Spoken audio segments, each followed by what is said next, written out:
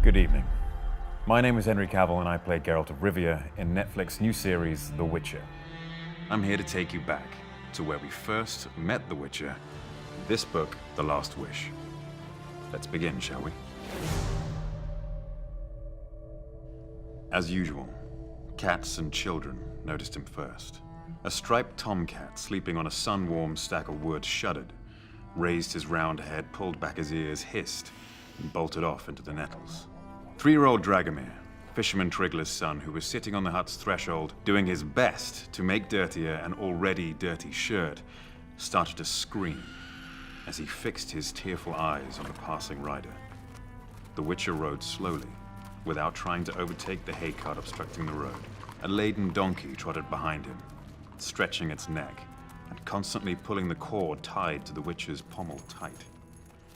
In addition to the usual bags, the long-eared animal was lugging a large shape, wrapped in a saddlecloth on its back.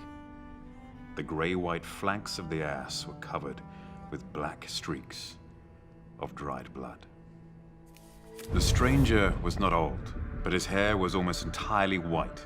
Beneath his coat, he wore a worn leather jerkin laced up at the neck and shoulders. As he took off his coat, those around him noticed that he carried a sword. Not something unusual in itself. Nearly every man in Wizim carried a weapon, but no one carried a sword strapped to his back as if it were a bow or a quiver. The stranger did not sit at the table with the few other guests.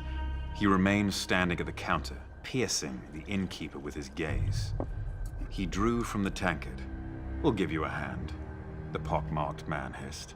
He knocked the tankard from the stranger's hand and simultaneously grabbed him by the shoulder, dug his fingers into the leather strap which ran diagonally across the outrider's chest. One of the men behind him raised a fist to strike. The outsider curled up on the spot, throwing the pockmarked man off balance. The sword hissed in its sheath and glistened briefly in the dim light. The place seethed. There was a scream, and one of the few remaining customers tumbled towards the exit. A chair fell with a crash, and earthenware smacked hollowly against the floor. The innkeeper, his lips trembling, looked at the horribly slashed face of the pocked man, who, clinging with his fingers to the edge of the counter, was slowly sinking from sight.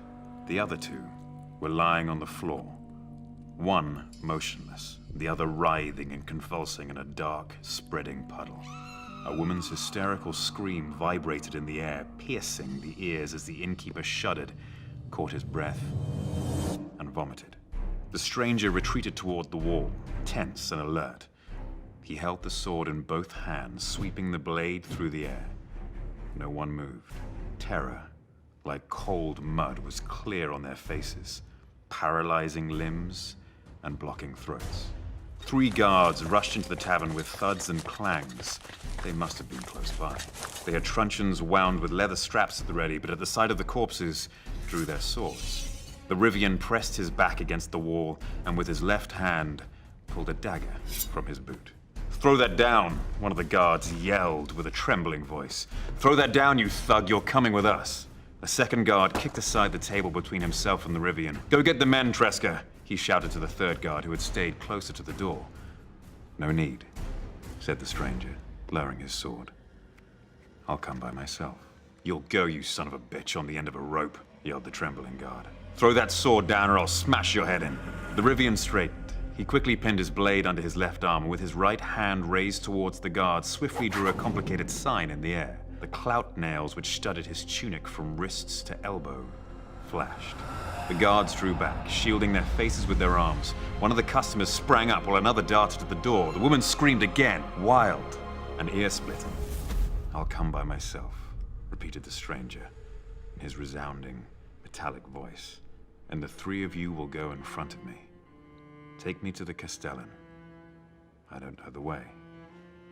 "Yes, sir," mumbled the guard, dropping his head. He made towards the exit, looking around tentatively. The other 2 guards followed him out backward, hastily. The stranger followed in their tracks, sheathing his sword and dagger. As they passed the tables, the remaining customers hid their faces from the dangerous stranger. And there you have it. It's not easy being a Witcher. Trust me, I'd know. You'd think people would be a little more grateful when you save them from monsters. Thank you for joining me for this reading.